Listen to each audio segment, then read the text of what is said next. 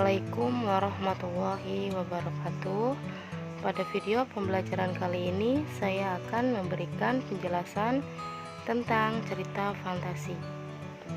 Banyak sekali kita jumpai cerita fantasi seperti contoh Malin Kundang, Kancil dan Buaya, Bawang Merah dan Bawang Putih, Cinderella, Putri Salju, Timun Mas, dan masih banyak cerita fantasi lainnya.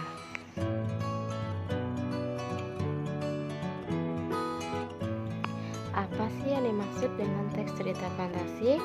Teks cerita fantasi adalah bahan tertulis yang berbentuk karangan atau tulisan untuk menggambarkan atau membayangkan berbagai pengalaman dan kejadian berupa angan-angan, khayalan, imajinasi, atau rekaan belaka. Dengan kata lain, hal-hal yang digambarkan dalam teks fantasi adalah hal yang tidak nyata atau fiksi atau tidak mungkin terjadi. Nah, sekarang kita akan mempelajari ciri umum cerita fantasi.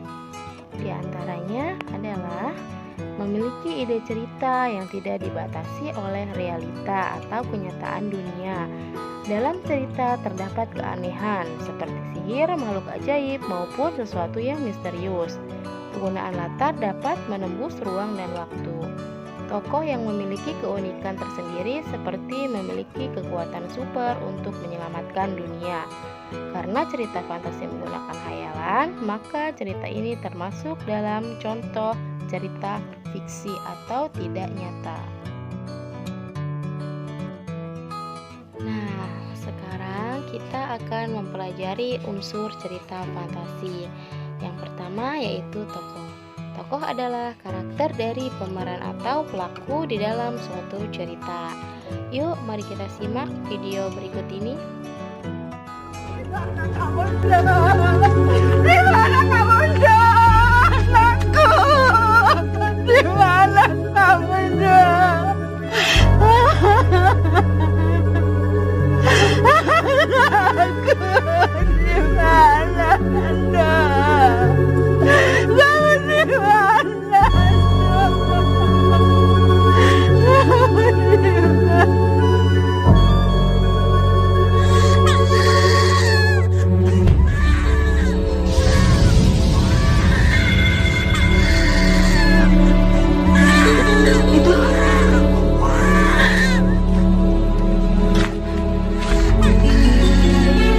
Masya Allah,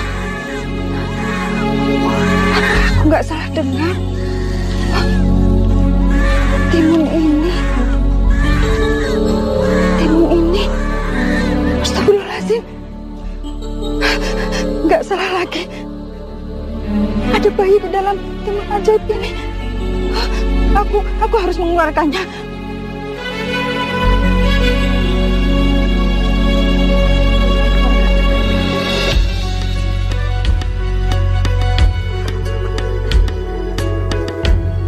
Astagfirullahaladzim, ya Allah, benar ada bayi.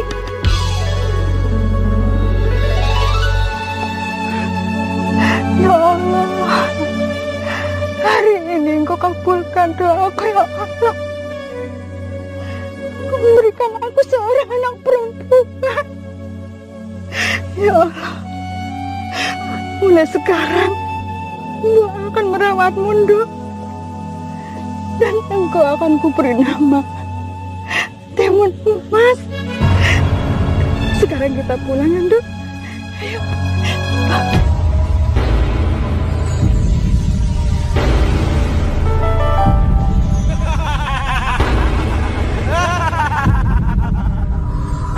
Perempuan tua, kamu mau bawa mana bayi itu?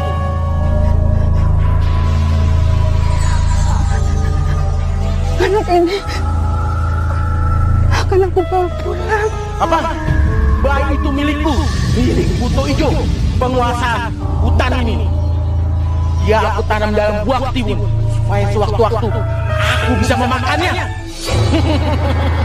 Sekarang aku lapar. Aku mau makan buah ketimun itu. Nah, setelah kita lihat cuplikan video tersebut, kita akan mengetahui yang disebut dengan tokoh. Tokoh sebagai simbol, sebagai timun mas, dan sebagai buto ijo.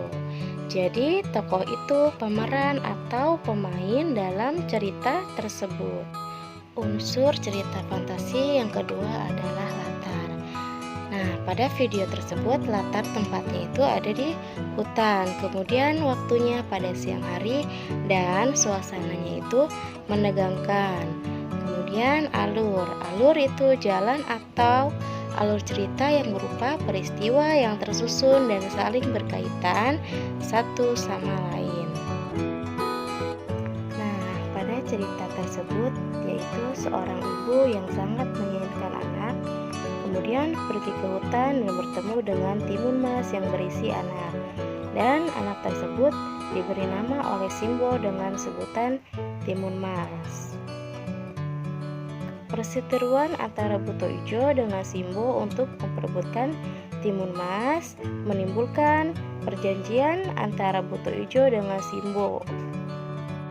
Kemudian unsur cerita fantasi lainnya tema, yaitu ide yang paling mendasar menjadi acuan untuk mengembangkan suatu cerita. Selanjutnya keajaiban, yaitu sesuatu yang tidak mungkin terjadi. Pada cerita timun mas, tidak ada timun yang berwarna emas dan tidak mungkin di dalamnya itu terdapat seorang bayi atau anak. Ini termasuk keajaiban atau aneh dan tidak nyata. Amanat yaitu pesan yang ingin disampaikan oleh pengarang dalam sebuah cerita. Sekian video pembelajaran dari saya. Semoga apa yang saya sampaikan bermanfaat untuk kita semua. Akhir kata, wassalamualaikum warahmatullahi wabarakatuh.